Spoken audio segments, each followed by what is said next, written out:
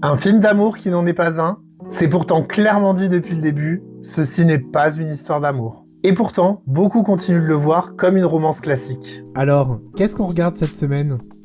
Tom croit au grand amour, Summer beaucoup moins, voire pas du tout. Le film retrace leur relation sur 500 jours, entre moments de bonheur, incompréhension et désillusion.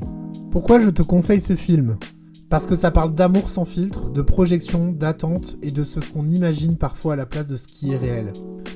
L'histoire est racontée dans le désordre, et non chronologiquement pour refléter la façon dont on se souvient d'une relation. On repense surtout au bon moment, avant de voir ce qui n'allait pas. C'est drôle, touchant, parfois cruel, mais surtout très juste. Cependant, si je dois citer un défaut à ce film, c'est que certains passages peuvent paraître un peu longs. Fun fact, ce film est inspiré d'une vraie rupture. Le scénariste Scott Neustadter s'est largement inspiré de sa propre histoire amoureuse, d'où le côté très réaliste et parfois un peu douloureux. Selon notre âge et notre vécu, je pense que l'on voit ce film différemment. Un film romantique ou un film sur une rupture, j'attends vos avis dans les commentaires. Y a plus qu'à appuyer sur play. Bonne séance. Psst, n'oublie pas de liker et de t'abonner.